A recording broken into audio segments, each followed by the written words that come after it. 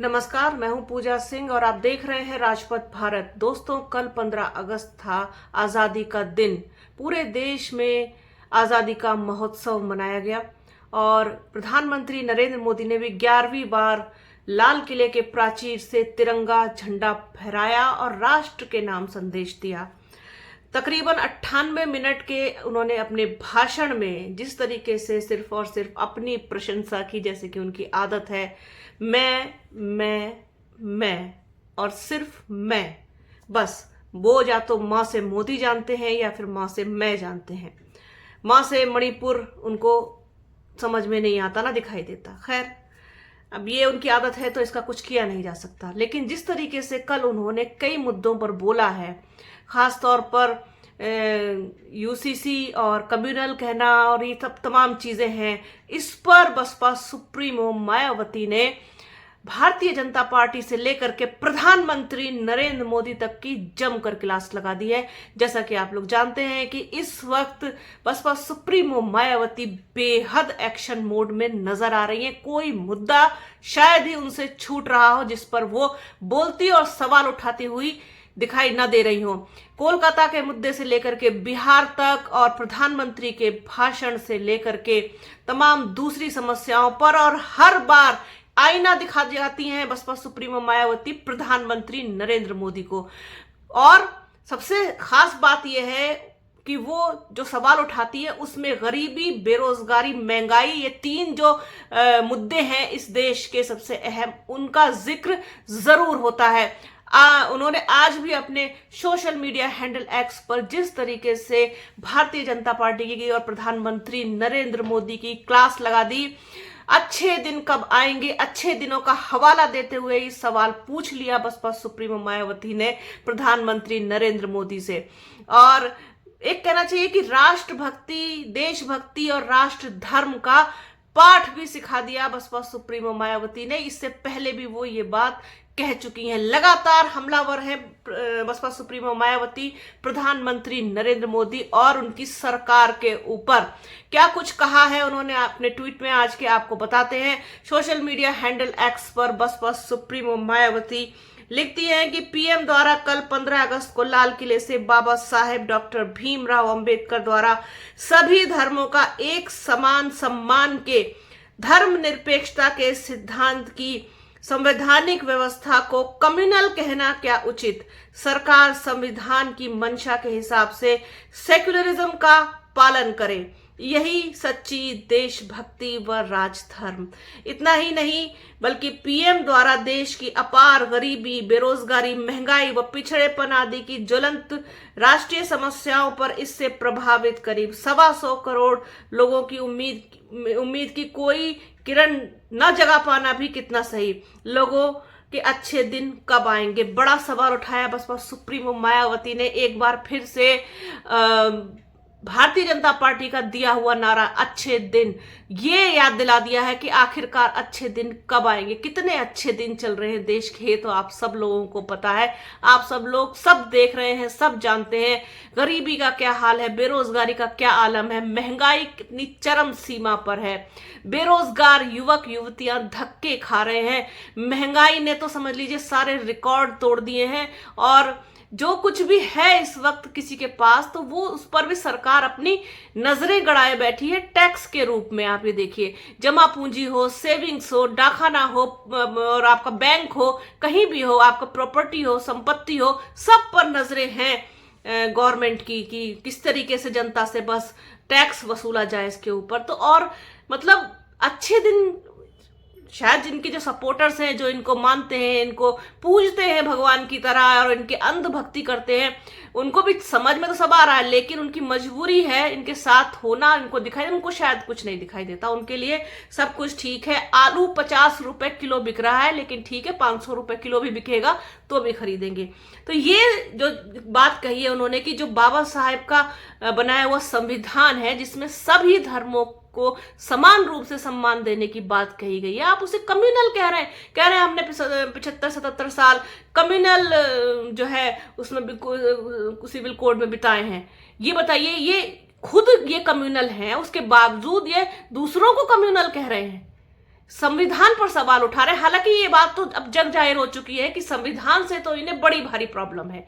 संविधान ना हो इस देश में तो आप ये देखिए आम आदमी का जीना मुश्किल हो जाए, ये बात जानते हैं। और संविधान को ही सबसे ज्यादा ये ताक पर रखे हुए हैं। संविधान को बदलना चाहते हैं, संविधान में फेरबदल करना चाहते हैं, संविधान से बहुत महत्वपूर्ण चीजें जो उनको हटाना चाहते हैं। ये खुद कम्युनल हैं और उसके बाद ये सेकुलरिज्म की बात करते हैं। इनके मुंह से अच्छी लगती है सेकुलरिज्म की बात। आज आपको बताती हूं, आज मेरठ में व्यापार संघ का बंद है। व्यापार संघ की तरफ से बंद किया गया है पूरा मेरठ, और उसके अंतर्गत स्कूल कॉलेजेस भी बंद हैं। स्कूल की तरफ से मैसेज आता है कि व्यापार संघ की तरफ से बंद का आह्वान किया गया, जिसका हम सपोर्ट करते हैं। और वो बंद किस लिए है? बांग्लादेश में हिंदुओं पर जो अत्याचार हो रहा है उसकी वजह से। अब आप ये सोचिए, छोटे छोटे बच्चों को जब वो पूछेंगे अपने माँ बाप से, जो बच्चे इसका अंग्रेजी में मतलब नहीं समझते, वो अपने माता पिता से पूछेंगे तो वो यही बताएंगे ना कि बांग्लादेश में हिंदुओं पर अत्याचार हो रहा है। फिर वो सवाल पूछ सकते हैं और पूछेंगे कौन कर रहा है अत्याचार, कौन उन पर जुल्म ढा रहा है, तो सीधे सीधे बोलेंगे मुसलमान। तो आप क्या मैसेज देना चाहते हैं? आप क्या बताना चाहते हैं छोटे बच्चों को, आने वाली जनरेशन को, आने वाली पीढ़ियों में? आप अभी से ही जहर वो भरने का काम कर रहे हैं कि ये मुसलमान अत्याचार कर रहे हैं हिंदुओं के ऊपर। बांग्लादेश का मसला है, बांग्लादेश को सुलझाने दीजिए। ऐसा तो है नहीं कि हिंदू सिर्फ बांग्लादेश में रहते हैं, दुनिया के हर कोने में हिंदू रहता है, तो उनको सुलझाने दीजिए। कम्युनलिज्म की बात तो आप खुद करते हैं, सबसे बड़े कम्युनल तो आप खुद हैं। उसके बाद आप दूसरों पर उंगली उठाते हैं, आप संविधान पर उंगली उठा रहे हैं, अब बाबा साहब पर उंगली उठा रहे हैं। वही चीज आज बसपा सुप्रीमो मायावती ने इनको जो है ठीक से इनकी क्लास लगाई है।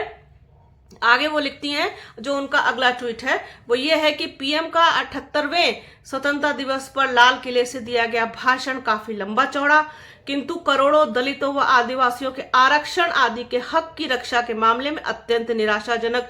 जबकि माननीय सुप्रीम कोर्ट के दिनांक 1 अगस्त 2024 के निर्णय के बाद ये अति खास व ज्वलंत मुद्दा।